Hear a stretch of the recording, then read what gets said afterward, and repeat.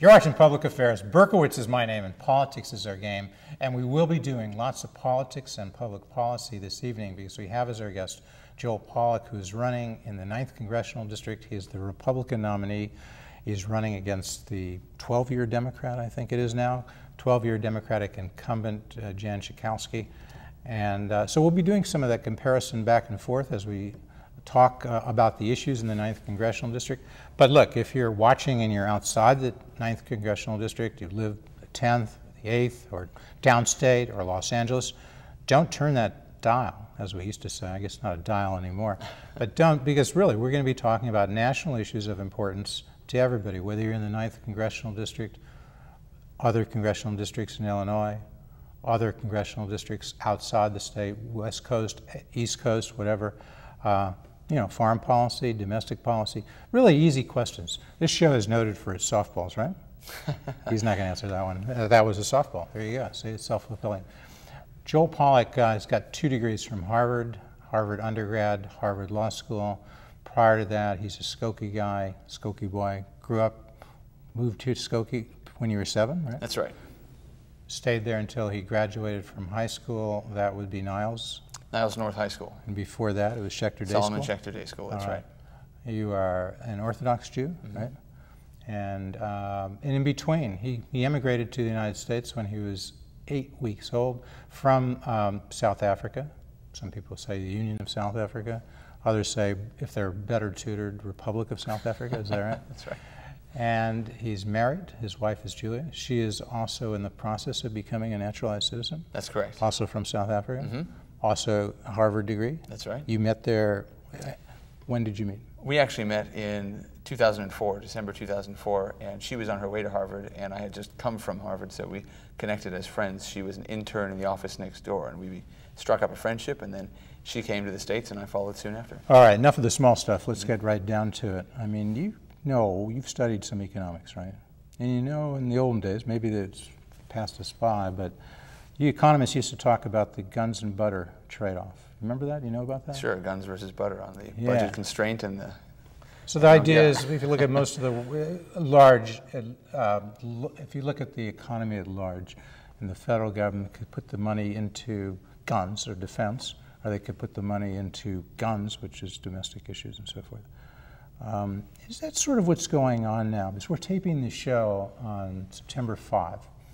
This is really the kickoff, or tomorrow's Labor Day kickoff, people say, when the campaign really gets going. And just last week, Barack Obama was talking to the nation about Iraq, right? He was sort of turning the page. That was his phrase. And he said the central, he's giving a speech on Iraq, and what does he do? He doesn't really talk, he talks about Iraq, but then he says the central mission is not to close this well, to end it well, as Congressman Roskin would say. The central mission is to focus on jobs and the economy and so forth. So Joel Pollak, is that your central mission? And is there a difference between Congresswoman Schakowsky and you? So answer the first one. Is your central mission to focus on jobs and the economy? Or is your central mission to focus on making this nation secure and doing what you can as a congressman for them? The answer is guns both. Or butter. Guns or butter. You can't say both because you know you can't have both guns and butter. There's a trade-off. Well, you can have both guns and butter. It's a question of what government provides and what government does not provide. Right, and should government provide both guns and butter, or only, in your view, guns and the private sector will provide butter? The primary purpose of the government is to provide the guns. The primary function of the private sector is to provide the butter. Now, government can create the conditions for better butter, and likewise, it can create the conditions and produce more effective guns, more effective national security. We really have to do both. And we should. We have to, but you're saying the government should be involved in the defense. Absolutely. Private sector is involved in creating jobs. Right, and there is a role for the government in creating favorable conditions for private sector growth. But primarily, the role of national security is the primary function of the federal government. And so you can't shirk one responsibility simply because you're shifting political focus onto another. Now, job creation is the #1 priority in our district and in our country. That requires certain policy changes that my opponent does not agree with. She wants to keep spending. She wants to expand stimulus spending, which has not worked, has not created jobs. She wants to raise taxes, raise regulations. All of that keeps jobs from being created. I want to make sure that taxes stay low and that we lower taxes on business. I'd like to see an investment tax credit to get jobs going in our district and around the country. Those are the kinds of things we can do to create the butter. That doesn't involve government necessarily being directly involved in churning the butter, but it can certainly get out of the way of those who are best at doing so. In terms of national security, we need our government to focus on defending our interests and our values around the world. And when President Obama said the Iraq War is over, let's turn the page, I felt he was having more of an argument with history rather than defining clearly what our future priorities in foreign policy would be. So he's having an argument with? With history. He's sort of telling the nation, this argument is over, I've won, now let's go to the economy. Well, that's not good enough because we are facing fundamental challenges, not just in Iraq, where we moved our combat troops out, but in Afghanistan, from Iran, from Venezuela, from other parts of the world. We're even seeing a resurgent China begin to threaten American dominance in the Pacific. So these are all issues that eventually will affect butter. Is there a major difference between your opponent, Congresswoman Schakowsky, and you on that, on national defense and Absolutely. what you just talked about? With There absolutely Iraq, is. with Iran, with Yes. China and so forth. What's the major difference then? You would say she's concerned about national security, right? You would agree with that? I wouldn't, actually. She You gets would? the worst rating of any member of the House of Representatives on measures of national security. There's a group called Keep America Safe that just came out with its scorecard going back to 2001. Who heads that group? That's Bill Kristol and Liz Cheney. Yeah. And Would you say there might be a bias? I mean, There's a bias toward Liz national Cheney security. is the daughter of Dick Cheney, right? Well, sure, but you have to look at the measures they're looking at. Did these measures improve or make worse our national security? And perhaps if there's another measure that could bring that up as well. We've certainly seen rival scorecards, but there's no sense in which Congresswoman Schakowsky has pushed national security first. If we had listened to her advice... There's no instance? Not at all. If we had listened to her advice in the Iraq conflict when it was still very hot and pulled our troops out right away, we would never have been able to bring them home in victory as President Obama has been able to do today. So, did she vote against authorizing the president to take military action in Iraq in the fall of 2002? She did, but whether we made the right You decision... would, well, but let's go back to that. You would have voted for that resolution to authorize the president to take military action in Iraq? Yes, I would have. I do believe the president was authorized to take that action. Whether or not it was the right time to do so, again, that's questionable. But once you're in the conflict... No, you're saying you believe he was authorized. You would have voted to authorize him to do so. Yes, I would have. I believe that Saddam Hussein would you regret that decision at any point in time? No, I don't. I think that the people of Iraq So you didn't today, learn anything that would have caused you to change the situation. Were there weapons of mass destruction in Iraq? Well, we don't know because many of them may have been moved to... Well, there's evidence that some of his weapons of mass destruction may have been moved, may have been hidden. We know that some of the new... Who discovered that? There are suggestions that some things were moved into Syria. We don't know. But is there anybody you would cite to for that? No, I wouldn't. But we have some intelligence reports that suggest, certainly we know that Syria was building a nuclear facility at the time with North Korean assistance. There's some evidence that some materials and certainly some intelligence about at the time being at 2002? Sure. And Saddam Hussein certainly believed he had a nuclear weapons and chemical weapons program. Is that some capability that Israel recently took out? Yes, it did. In the fall of 2007, Israel bombed the Syrian nuclear facility. Okay. There's a lot we still don't know. Okay. So you're saying possibly, in your view, there were weapons of mass destruction, they were removed? Well, I'm not even sure that's the most important justification for removing Saddam Hussein. I mean, the fundamental problem, well, at the time it was certainly... What's the fundamental justification for removing him, if not? Fundamentally because weapons of mass destruction, or at least suspicion, our views or intelligence that he had weapons of mass destruction, or he would. The Ba'ath regime that Saddam Hussein headed was committed to spreading terrorism throughout the Middle East and threatening American interests and encouraging radicalism. It also was oppressing its own people and creating enormous human rights and democracy challenges that President Bush rightly took on sometime after the conflict had already begun. But he was subsidizing, for example, Palestinian suicide bombings, encouraging families of Palestinians to send their young men to blow themselves up and kill as many Israeli civilians as possible. But other nations do that or similar things. Well, we've just learned that Iran... Do we invade them? Iran Well, we is a ought good to example, oppose you them. think? We have very tight sanctions on Iran. Iran is now sponsoring. Oh, but we just learned- sanctions are one thing, taking military action quite another. Well, military action. You would agree with that statement? I would, but sanctions are an early step to try to encourage a change in policy. And we had sanctions against Iraq for many years. They had not worked, and this was a logical next step in an environment where the world, all of the intelligence services, believed that he had programs to develop weapons of mass destruction. The better bet on the intelligence was that he did. Not the only reason. Even though most, but not all, I think most authorities say at this point they've concluded that he did not have weapons of mass destruction. You differ, and there are some authorities perhaps to support you. But you would agree the majority of authorities who look at this said it was a mistake in intelligence by the U.S. and by those abroad. It's a mistake, but it's also a mistake given an unknown answer. When you don't know, and he's not cooperating with UN resolutions and international inspections, in an atmosphere of uncertainty, can you afford to take the risk that he does? Now, he may have moved some materials. North Korea is a similarly objectionable country, but we don't take that action now because they have a nuclear capability. Would that be the answer? Well, once they develop a nuclear capability, then it becomes much costlier. But if they didn't have a nuclear capability and everything else was the same, would you say the United States should go ahead and invade North Korea?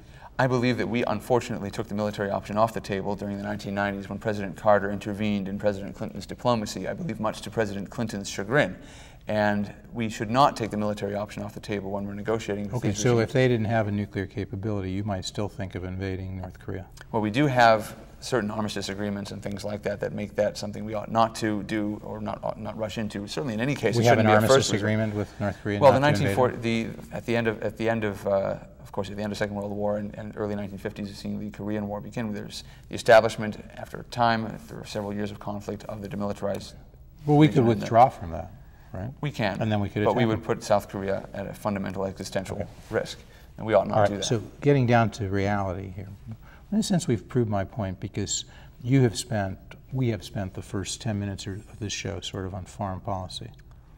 And would critics say, what the 9th Congressional District, maybe of this show, what the 9th Congressional District wants to know is, well, what are you going to do that would either, in your view, I guess, improve the environment for jobs? Because you said the government doesn't have the role of creating jobs. Did I get that right? That's right. So should we spend, do you regret that we've spent 10 minutes on foreign policy, or do you think that's about the right allocation? Not at all. Should we spend 10 minutes on jobs, do you think? In other words, should we spend 10 minutes on guns or 10 minutes on butter? Right. Should we spend 10 minutes on butter? Let's try. Or margarine. I'm more of a butter man myself, but the government can certainly help the economy by giving tax cuts, and particularly on the business side, where we have the second highest business taxes in the world. That's corporate taxes and capital gains taxes. After Japan lowers theirs this year, we'll have the So you want to lower corporate income taxes. We do. You want to lower capital gains taxes. Yes. Any other specific taxes? We ought to give a 10% investment tax credit to businesses for investments in new capital. And that's a policy first introduced by President Kennedy in 1962, and it would help businesses get over the hump of uncertainty that they're facing right now. Any others? Yes, we ought to reduce the wasteful spending that's putting... No, stay on taxes. Any other taxes that ought to be cut other than the investment tax credit that we give? I guess that's a cut in taxes. Right. And capital gains tax. I would start there. We'll start with the capital gains tax cut? Yes, and I also think and then the investment tax credit. And what was the third? You mentioned it. Well, I was going to move on to another priority. Before you did, but right. The other recall, you did say a third, but I'm blanking on what it was. I was just. Well, I think we also ought to keep the 2001-2000. Okay, and the corporate income tax you would cut, and then go ahead. We should keep the 2001-2003 tax cuts where they are. And those are cuts in the marginal rates of taxation on income. That's right. And those are due to expire at the end of this year, that's 2010. Correct. So since, in a sense, it's a cut because people were assuming they would expire, which would be a tax increase. Correct. So what you're avoiding really is technically a tax increase, right? That is correct. And that's what you would suggest. Yeah. And that, it seems like many Democrats are coming around to that, other than they don't want the top 2% of income earners in the U.S. to continue to get that tax cut. In other words, they would let that expire. They're making a mistake, I believe, because... You disagree. Yes. You would say the top 2% of income earners should get should continue to have lower tax rates as well as the bottom 98%, right? Right. Well, Congresswoman Schakowsky, do you know if she would like to, if she disagrees with you, would she like to allow the tax cuts to continue for the bottom 98%? I believe she would like So to she see... agrees with that. You're in agreement. I'm not sure what her position is on the bottom 98%, but I do know that she is in favor of allowing the Bush 2001-2003 tax cuts to expire.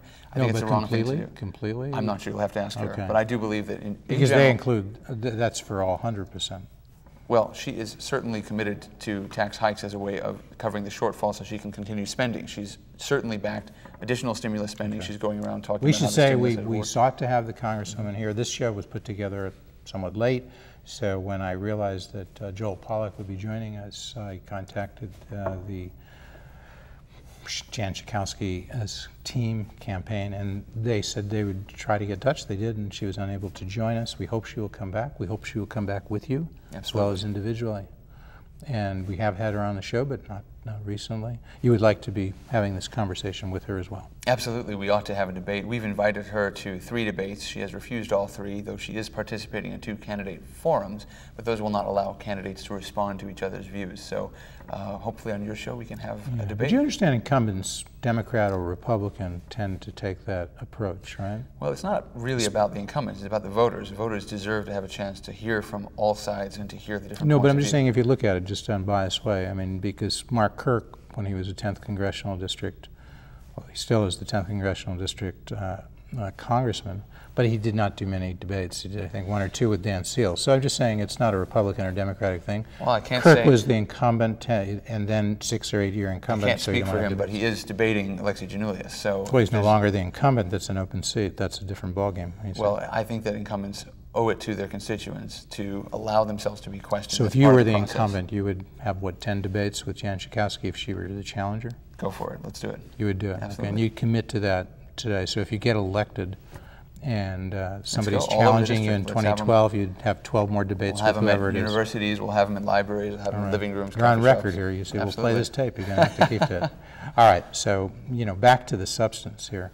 So what else? The marginal cuts, the 2001-2003 Bush tax cuts you would preserve. What else? What else would you do to improve the outlook for jobs? Well, then we've got to stop a lot of the wasteful spending that's going on right now. There's a proposal on the table by Congressman Paul Ryan that would cut over the next 10 years $1.3 trillion in domestic spending by cutting things like payments to Fannie Mae and Freddie Mac, which would slowly wind down, returning unspent stimulus funds to the Treasury and so on. And that's where the domestic spending, the discretionary spending begins to rein in, and that'll increase confidence in our fiscal situation, confidence in our economy. So he would cut $1.3 trillion in federal spending over the next decade. Right, that's in discretionary spending. And you're signing on to that? Yes, I am. And specifically, can you say what are the major areas in which those cuts would be?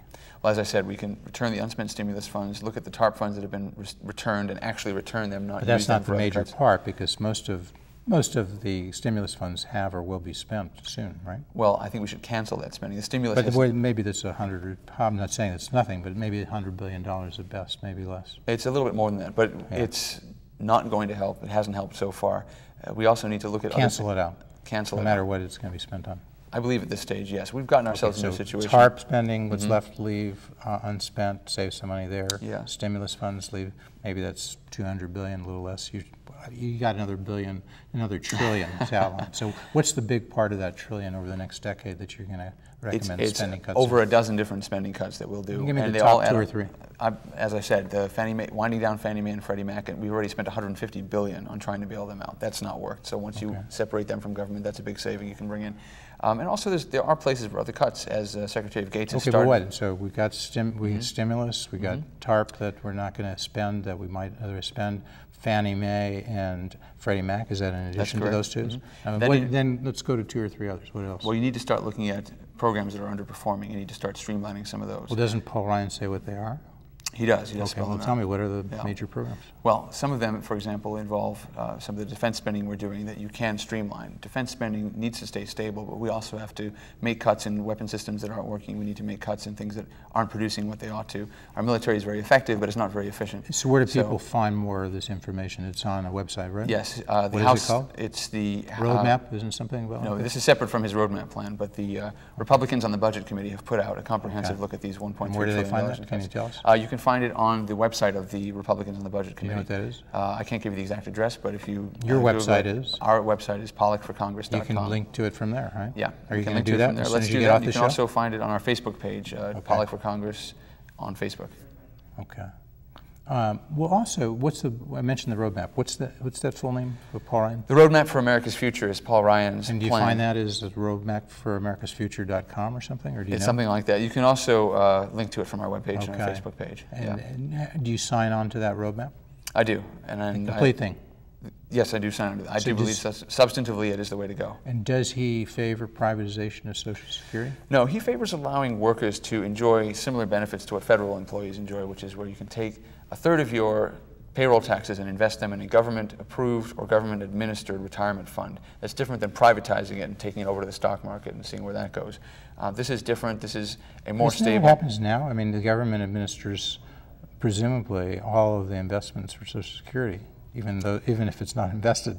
But is that so? This would force them actually to take money and put it in an investment as opposed to lend it to another agency. What's different about it is you actually have a property right in this investment. This is not being taken from you and immediately paid out to someone else. But you don't have the say in how it's invested, do you? You do. You have a choice between different funds. You can choose between a variety of funds that the government will administer or recommend. Similar to a 401k type thing? Exactly. Moving over to that sort of model. Okay. Where when you retire, you actually have a fund. What's the difference between that? Why is that not privatization? It's not complete privatization because if you have the property right, right, and you can control, what aspects of privatization are lacking in Well, that? in privatization, you're taking the money completely out of the system. The idea is here that if enough people choose to go for the government-administered fund, you create a pool. I don't think that's true. I think people, when they've talked about privatization years back over the last 5 to 10 years, I think they mean by privatization something like a 401k. This is a 401k.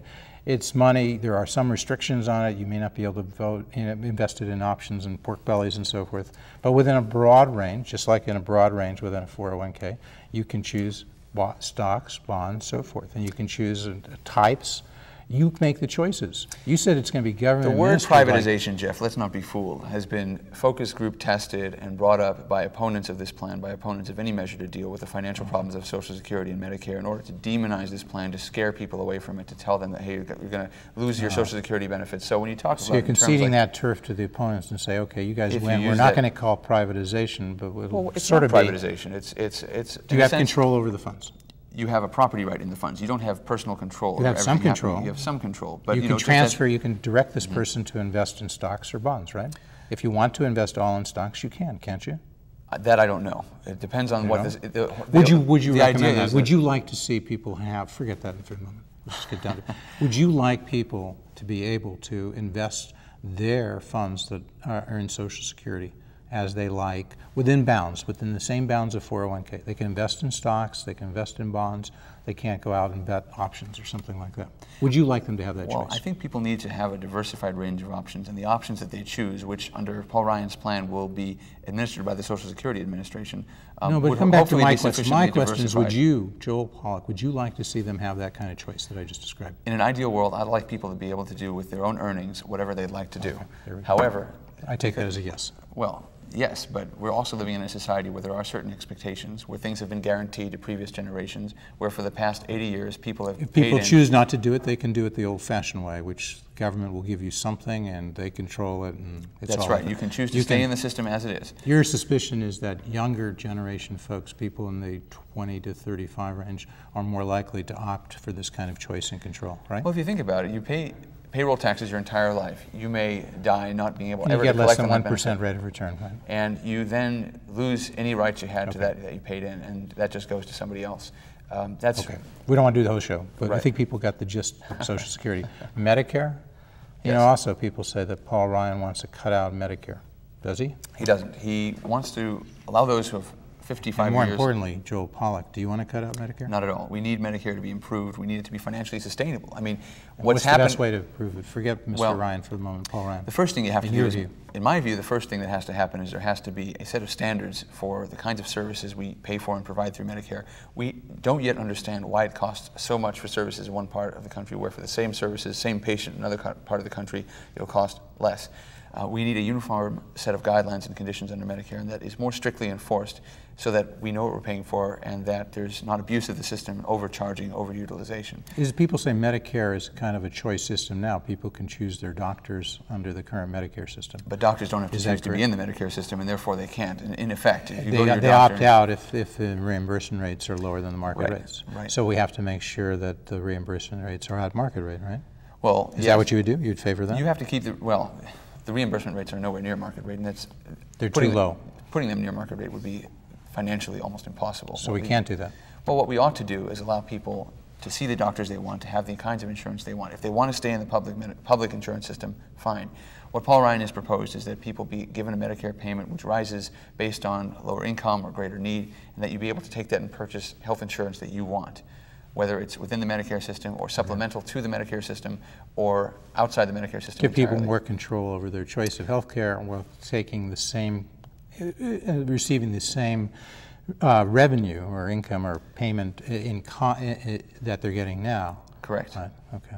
So it's no greater cost to the government. It's just giving people a little more choice. They can supplement more easily, is what I understand you to be saying. So more competition. Just like with school vouchers. You favor school vouchers, right? I do. You suspect that Congresswoman Schakowsky doesn't buy into the Paul Ryan approach? Not at all. She's demonized it and called it. Has she demonized you? Has she sought to demonize Joel Pollak? She has in various emails. She's such a nice and so Jewish on to boy. her. How did you go wrong, she might say. You know? Well, it's interesting. She doesn't talk about her own record, and she doesn't talk about jobs, and she doesn't talk about the economy. So she's basically said to her voters, he's not one of us, therefore you can't choose him. Her new slogan is... He's not one of us? He's not one of us. Her new slogan is... She's Jewish, you're Jewish. She doesn't mean that, though. She means, her slogan, Jeff, is fighting on our side. Now, I look at that and I think, what does that mean? First of all, are we in a civil war? Why do we need to fight? Secondly, our side... Is she saying that she's on the side of the little guy and you're on the side of the big guy? I don't think so. I think she's saying she's on the side of what she calls quote-unquote progressives, and I think you ought to be on the side of the district. On Israel, where are you and where is she?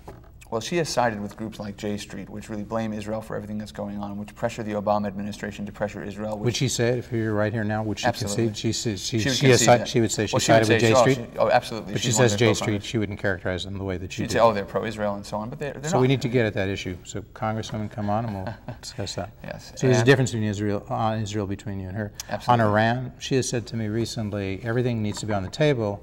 And I've asked her, well, if the sanctions don't work, and she seemed fairly optimistic about the sanctions, everybody's hopeful that they will work. If they don't, would you then favor the U.S. taking military action to either support Israel or itself the U.S. take out the nuclear capability of Iran? What would your answer be to that? Absolutely. You have to have a military option on the table. Okay.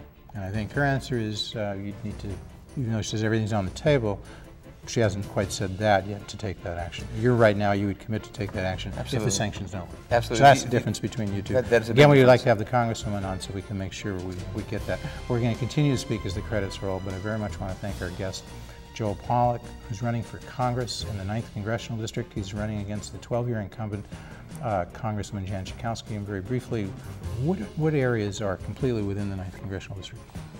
Evanston, Skokie, Lincolnwood, Niles, Park Ridge, Gulf, Morton Grove, and West Rogers Park in the city of Chicago. You've got the lakefront communities right down to Irving Park Road. You've got the 41st Ward in the northwest side of Chicago and various parts of different other wards, pieces of Des Plaines, Rosemont, and those areas as well. The issue of choice often becomes important. Your view on choice, are you pro-choice or pro-life? Well, personally I'm pro-life, but I don't believe that that's my role as a legislator. I do believe in preserving choice for individual women to decide whether or not to carry a child to term. But not for late-term abortions. You wouldn't believe they have that right, would you? I do not believe in late-term abortions. I don't believe there's a federal role in deciding when life begins. Would you have supported the ban on partial birth abortions that did pass the Congress? I would have supported that ban, but I don't favor a constitutional ban to all abortion, nor do I favor federal funding for abortion. All right. School vouchers? Very much in favor. Your favor. Congresswoman Schakowsky, you think, opposes that? Yes, very much against. She is more pro-choice on abortion than you, would you say? Well, I would characterize her view as really falling on the far extreme of that spectrum. She said she would not vote for the Stupak Amendment in the health care law, even though that was established federal law. And she would not restrict a woman's right to have a late-term or partial birth abortion? No, she wouldn't. Right? So that's a difference. Yeah. Parental notice, you're in favor of parental notice? I am. And that the parent who is notified should be the parent.